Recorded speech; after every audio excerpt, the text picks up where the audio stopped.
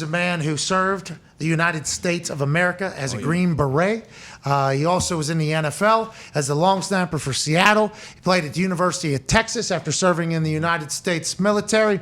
He held a blindfolded field goal for me in which we broke a Guinness World Record for the United States of America. Hell yes. He's also a founder of something that is absolutely awesome happening in Los Angeles alongside Jay Glazer. Hashtag JNew. They started a gym in LA called Unbreakable. There was a lot of people that invested in it. Jay Glazer was kind of at the head of it. At that gym, it kind of became a sanctuary for retired football players who lost the locker room, and in turn also retired vets from the military who had lost their kind of camaraderie and their sense of purpose. Nate Boyer and Jay Glazer teamed up to create something called MVP, which is merging vets and players to try to create that community and bring it together because they're experiencing similar things, although the way they got there is vastly different. Today, MVP, the movie, is debuting in theaters around the country, 35 of them, including every single NFL city. Shout out to GNC Live Well for being behind that and putting it into all the theaters and raising money for MVP. And shout out to this man who's an NFLer, a Green Beret, and now he's a director and a lead in a movie that is in 35 different cities today. Worth watching. I saw the trailer. It's going to be epic. Ladies and gentlemen, friend of the program, Nate Boyer. Thanks, guys. Appreciate it. Hey. Good to see you, Pat. Hey, you're getting more handsome, I think, every time we fucking see you, pal. You're doing it. Well, yeah. Yeah. I'm here. I at Ground Zero, Unbreakable Performance Center. Just got my workout in and, doing all kinds of interesting, cutting edge stuff. Got to keep the jawline tight. So we're doing a lot of that work. I'm just kidding. Oh, you're drinking but we are. You're drinking blood? Yeah, no, we're getting after it. What's that? You're drinking blood out there in LA? That's what I heard. Yeah, tiger blood. Yeah. Okay. It didn't work out great for the last guy that publicly said he was doing that. Congrats on the movie, man. Hell yeah. Thank you, brother. Okay, Thank you so much. So let's dive into it a little bit. Obviously, AJ's excited as well. We both got a lot of appreciation for the military, and you kicked ass for the United States, and obviously a football guy, so we're incredibly proud of you. Let's start with the MVP, the Emerging Vets and Players program that you and Jay Glazer put together. And I think in the trailer, it depicts it perfectly about how retired NFL players kind of lose that locker room and sense of purpose, and the military does it as well. This has become a real sanctuary for a lot of people, and you and Jay are at the head of that. How proud are you with where that program is now versus where it started, and where do you guys think you're going to head to, Nate? So proud, like pretty unbelievable to think not even 6 years ago, really, Jay kind of had this idea, of we got to bring these groups together. MVP, we're bringing together combat vets, former pro athletes, helping them find purpose, identity, the locker room, the team again when that uniform comes off. Obviously, we're not comparing war to playing sports, but the sacrifice that you have to put in to be elite at something, the mutual respect between the two groups, that's all there. And I know that personally because I was in both those locker rooms. And Jay was like, well, what can we do? I actually ended up maybe the next week. I went down to this homeless shelter in Hollywood, in East Hollywood, on Sunset Boulevard. In this place, they lovingly called it the barracks. There was 48 bunks in there, all military, like veterans living there, all veterans. And I was like blown away. I couldn't believe a place like that existed. I thought it was cool though too that they were kind of coming together to help them each other transition and like get back on their feet, figure it out. And one of those guys in particular, we stayed in contact, and he ended up bringing up a group of his buddies from the barracks to Unbreakable in West Hollywood, to Jay's gym. And Jay brings in Randy Couture and Tony Gonzalez casually to come train with these guys. And they were like blown away just being in the presence of these athletes that they look up to.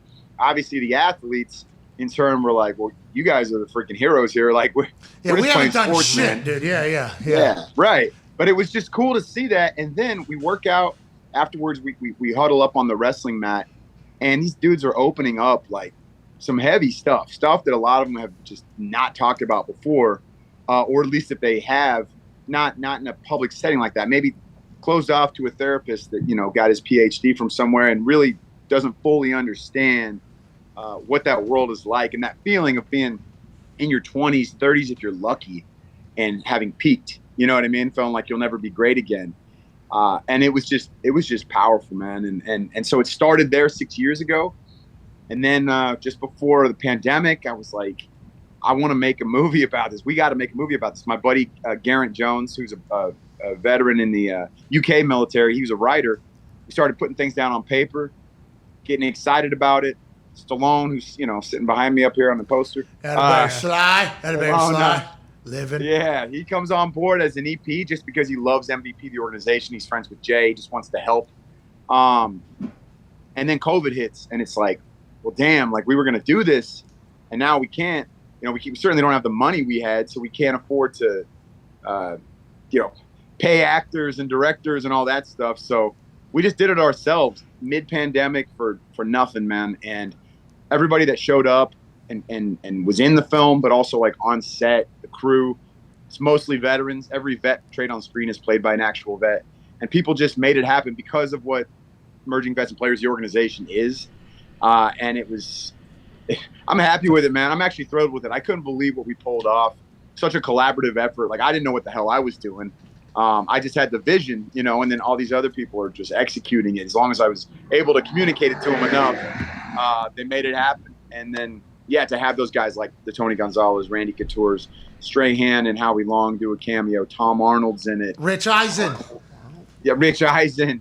Dude, Rich is the best, man. Yeah. And then all the actors like Dina Shihabi, who's on screen right now, Mo McRae, who you just saw, who plays Will Phillips, the athlete, Christina Ochoa, Dan Loria, the dad from the Wonder Years, a Vietnam vet. He's in it. Like, the list goes on, man. And I'm just grateful for everybody that was a part of this. And it's playing tonight. It's premiering tonight, and we're freaking stoked. Good for you, man. That's awesome. Good, AJ. Hey, what do you when you get these ex-athletes and military together? What is the first thing you guys do? Is work out? Does it all go from there? Like, you guys work out together, and then you kind of branch off and develop relationships? Exactly. We have 8 chapters now around the country. We meet up every week at the same time, same place, and we'll work out for about 45 minutes. Get a good sweat going. It's challenging, but it's not impossible. It's something that everybody can do, because there's people that come in that maybe they haven't freaking worked out since they left the military or left sports. Maybe packed on a few pounds. Maybe had some injuries that are inhibiting them, and so we make it completely doable, but still challenging. We want to sweat together. We want like that vulnerability kind of comes when you do go through something tough with somebody. And then we transition to the mat afterwards, and it's an open forum, peer-to-peer coaching. Like, there's no secret sauce and magic beans. Like, we just talk, man, and we're just like, we encourage vulnerability, but it's good stuff too. I mean, we give each other shit, the deal. Like, it's just like in that locker room, or as we call it, a team room, or around the fire pit overseas. Like, some of the best conversations, the closest friendships I made, and the people that got me through tough times were in those rooms, or on that rooftop. And that's all we're doing. We're just recreating it. We're talking to Nate Boyer, one of the founders of MVP, Emerging Vets and Players in LA, that now has 8 different locations around the country. If you're in one of those cities and you're a vet, both of the NFL or the military, hit them up. It sounds like some amazing things are happening. I like the fact that you guys are bonding around a workout and a struggle, because I think when you struggle with people, right, together, that's really when you can trust people. I think, like, if somebody quits on something, you're less likely to probably open up to them. So when everybody, all 8 chapters are coming together to work out, it's a lot easier to be like, oh, this guy just went through what I went through. Their past has been what I passed. I think that breaks down the wall quicker. I think that's a really smart, intelligent decision. You guys just all taking a bunch of TRT too, getting fucking yoked up? Or what's going on? No comment. No comment. Yeah. A lot of meatheads. Hey, this is a lot of meatheads, bro. It's El Natural, baby. Hey, this is a lot of meatheads coming together, though. It sounds like a fucking beautiful thing. I'm happy it's working out as well as it is. I can't wait to watch the movie that's out tonight, MVP. Darius Butler has a question for you, Nate. Hey, what's up, Yes, Nate? I can't wait to watch the movie either. But I also hate when people compare football and sports, to battle, to war. But speaking to somebody who's been in both of those team rooms, what are some parallels between those two? And then what are some things that guys transitioning out to like civilian life, what are some of the things that they can take with them? Yeah, I hear you, man. I mean, that used to bump me a lot too, when it's like, all right, man, we're going to battle, and all that. There's so many football analogies with the military. What's the who's a comedian that passed away that used to talk about this, like baseball versus basketball, and baseball versus football, and like the different way those we talk about those sports, and football was always super militaristic. George Carlin has an incredible bit about that, because he's talking about like they moved down the field with an aerial assault, with a heavy ground attack and blah blah blah. And you talk about baseball, and it's like, you're trying to be safe and you want to go home and like stuff like that. So I feel you on that, because I totally get that. I think one thing we always try to stress is like battlefield to ball field, different places. Like war and playing a game, not the same at all. But man, the identity with the uniform and that locker room, and putting everything you have into that thing and feeling like this is your world, this is who you are, and then it being gone. And typically, I think in this regard, it's almost tougher from the athlete side. It's so very rarely on your terms. It is just, 3 years in the league's the average, and not that, that they're not, enlisting to serve their country and go to war. I totally understand that, but it's still tough, man. This is what you love. This is who you are. It's what you do, and then it's just kind of stripped from you, and you don't have you don't have a choice. Like you try to get back in, but no one will let you. Yep. Stories like that are less common in the military. It's more like obviously injuries or something like that pulls you away from the team. But at the end of the day, like at some point it ends, and you're still pretty damn young. You got a lot of life left to live, and that's a challenge, and that's what hurts. And for me, dude, watching football when I was deployed was my escape. Like without it, I would have figured it out. I would have got through it, of course. But man, it made it so much easier. And it was like, this was my time to just dump all the stuff I dealt with that week, and just enjoy the game and watch these guys out there playing like their hair's on fire. And, it inspired me. Like when I came home, that's why I wanted to play. People like stories like Pat Tillman too. There's just this crazy connection that I think combat sports more than any others really have with the military. I should say, combat sports. I mean, they really are, in a way. Nate, quick pivot. I want to talk about the Terminal List quick. You were great in that show. We watched that. We were big fans of the whole series. I don't know about that, but I appreciate it. You were great. Shut up. You were great. Yeah, awesome, man. Awesome, Believe me, Dahn the show. What was it like being on set for all that? Because I think that thing was beautifully shot. Like, it was really well done. Dude, so as I mentioned with MVP, how many vets we had working on that for a huge, big budget Hollywood series like that. Same thing. Like Chris Pratt, one of his best friends, a guy named Jared Shaw, Navy SEAL buddy of mine, and Jared brought the series of books, The Terminal List, written by Jack Carr, also a good friend, to Chris and said, this needs to be a show. Chris read the books and was like, absolutely. And he was like, also, if we do this, we're doing it right. We're going to have so many vets behind the camera, on camera. It just brings that authenticity. And it's like, yeah, maybe we don't have the same amount of experience in the industry, but we're going to figure it out. Like, that's what we do. We get handed a mission. Sometimes it's not very clear what the end result is supposed to be. Sometimes it is, and we have no idea how to get there, but we figure it out and we do it together. And that's what the feeling was on that show. So that's what I loved about being around set, was not just that I want to only be around veterans, but there was enough of them on there that you get to a point, there's, the DP and some of these people that are excellent at what they do. They're leaning over and asking somebody way below them on the chain of command, what should I do in this? Or how do you think we should shoot this? What's more authentic? What's more accurate? And that's super cool, man. Like, and you're going to make a better show that way. Like, it's going to be real. There's 27 million roughly veterans in the country.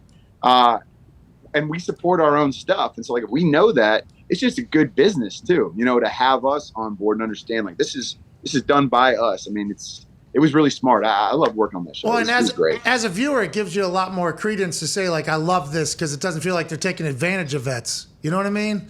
Like stealing stories, almost taking advantage of it, as opposed it's like, hey, helping vets with this story about vets. Like, that just makes you feel better watching and being a fan of. And I took a shot with Jack Carr here on the show a couple weeks ago. He seems to be a dude, as are you, Nate. I've got to hang out with you a few times. You're fucking awesome.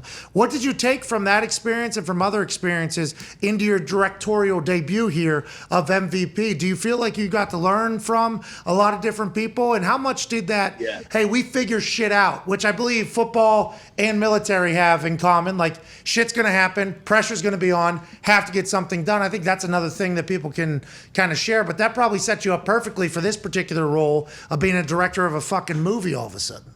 Yeah, honestly, so we actually shot MVP before Terminalist, but one thing, but I mean, working on a lot of these getting to know these people, and the biggest one for me was Den of Thieves.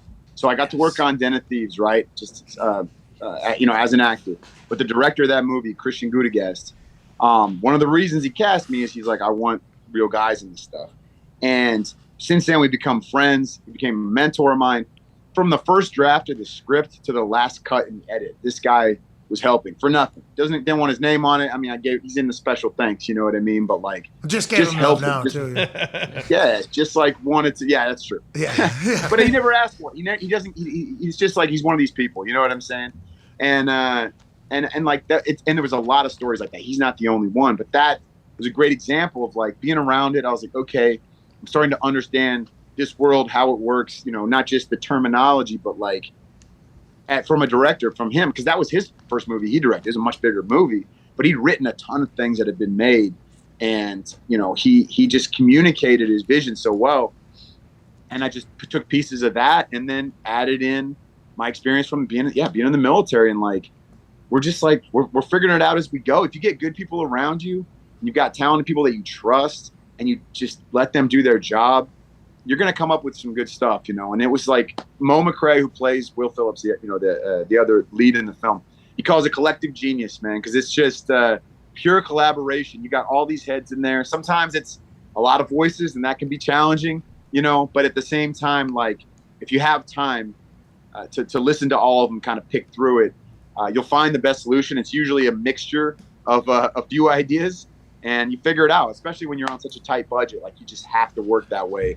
Or your host, I think Christian probably was excited that you asked for help, by the way. That's something that people don't do enough of. You get a chance to be around somebody that's very good at what they do, and people are scared to ask. Like, that's something I'm very lucky that I've never had any fear of just being like, hey, why are you doing what the fuck you're doing right now? Like, I've been very fortunate to be around a lot of people that have done really good things. So I think that's good initiative by you as well. That's a trait that not a lot of people have. Keep fucking killing it, Nate. Ty, your question. It's something we preach at MVP, man. I learned that from the men and women who join us on the mat every week, because that is our biggest thing. Like, it is not shameful to ask for help. It doesn't mean you're weak. It means you're stronger because you're actually admitting I don't have all the answers. That's a lot more courageous to do that and to walk around and act like you just know everything. Yep. That's how you fail. You know what I mean? If you just say, hey, look, I'm stupid. I don't know how to do this, or is there a better way?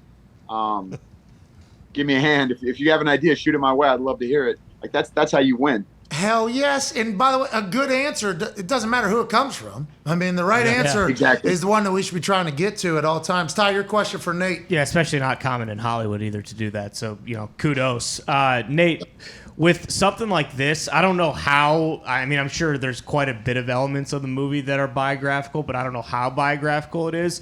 Was it like a pretty cathartic experience to do all this stuff and kind of put it out there? And were there ever days where like the emotions of everything got tough, especially with your responsibilities of, writing it and producing it and directing it and all that kind of stuff? Did somebody talk to you? Did you get tipped? How did you know to ask this question? Hey, no, he was a film major in college. He's a big Hollywood guy. Yeah, love it. No, this question is so on point, bro. Baby, Ty. Let's go, Ty. Look at us fucking representing. Hell yeah.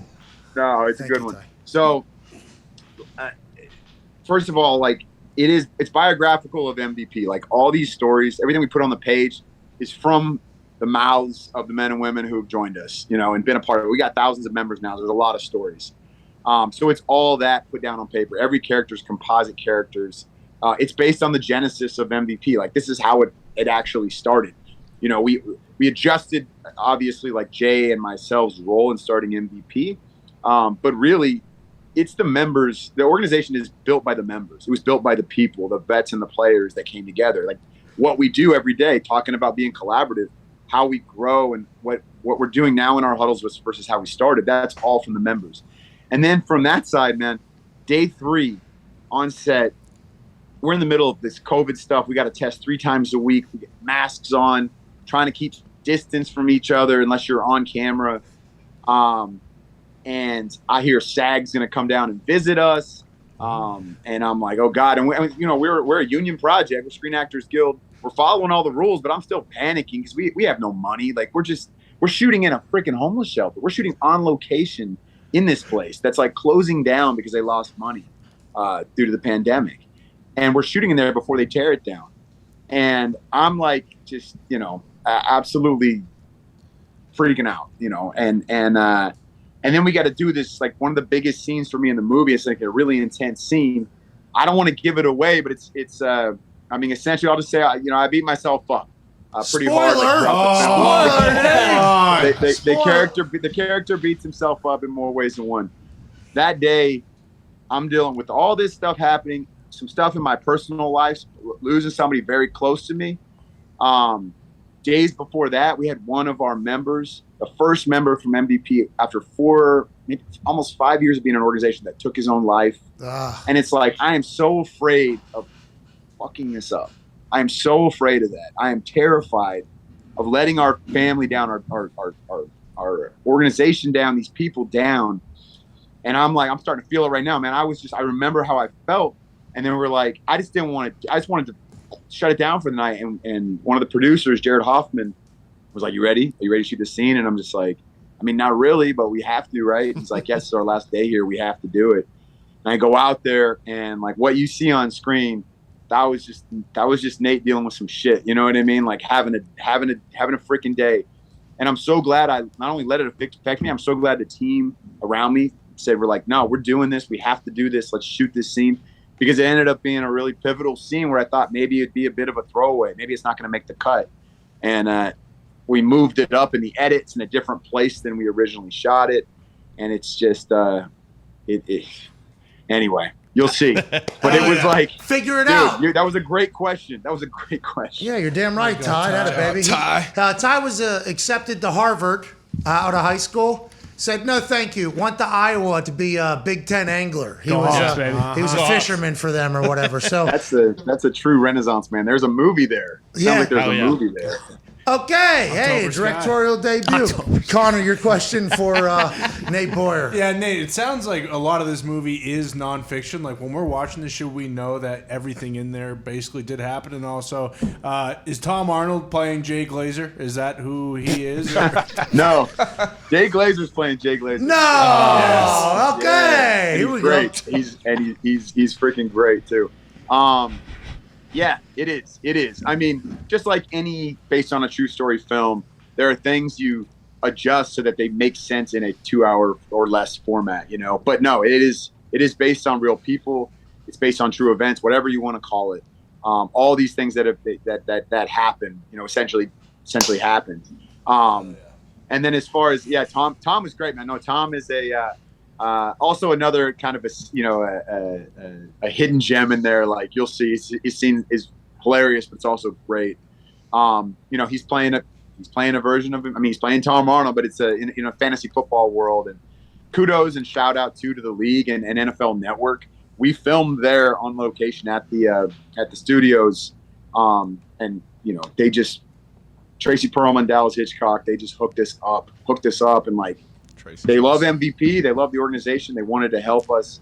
And so we're down there shooting those scenes that day. And it's like, it just raises the production value. It was awesome. But yeah, Tom's hilarious, man. Half that stuff's improv, dude, but it's great. Hey, Nate, I can't wait to see the success of this. I can't wait to see what you do next. Keep crushing it with MVP. The movie's in 35 cities tonight, I believe.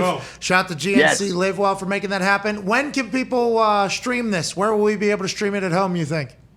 Probably as we approach Veterans Day. So that's 11/11. It's perfect during the NFL season, but also, we had 9/11 a few days ago. Now we got Veterans Day coming. Like these are big moments, big dates for veterans. I don't want to call them all holidays because 9/11 is not. I don't feel like that's a holiday. But all this stuff is intentional to bring more awareness to what we're doing as an organization, but also just the veteran narrative, and the athlete story, and like, telling that in an organic way. And so tonight, like you said, we're in 35 cities. We're in Indy, baby. Hell We're yeah. everywhere. If you go to vetsandplayers.org, which is our nonprofit, our website, you can check us out there. You can donate there, but you can also get tickets there. Watch the MVP movie is a tab in the middle of the screen. Click on that. It'll take you to a website that has every theater across the country is playing. You get your tickets there. Got to buy them there. I'm not sure why you can't buy them at the box office, but that's above me. But it's all good. So get your tickets, show out tonight, and support MVP. This movie is benefiting the organization too. That's something that everybody needs to understand. Like, you're giving to Merging Vets and Players, the charity, by showing up to this film. Hell yeah, man. And you show up every day for all of us. We appreciate that. Can't wait to watch it. Can't wait to see what you do next. Please tell everybody we said hello over there in beautiful LA. I will. They love you guys. Quick shout out to my buddy AJ Perez, man. He's got For the Brand shirts he's wearing all the time. He loves you guys, man. I think he's talked to you before, AJ Hawk. He's a big Packer fan. So AJ, anyway. big time to AJ Perez. Never would have thought. Never would have thought. Hey, of course. Hey, we appreciate you, Nate, ladies and gentlemen. Nate Boyer. Love you guys. Thank you. You too, man. Thank you, bub.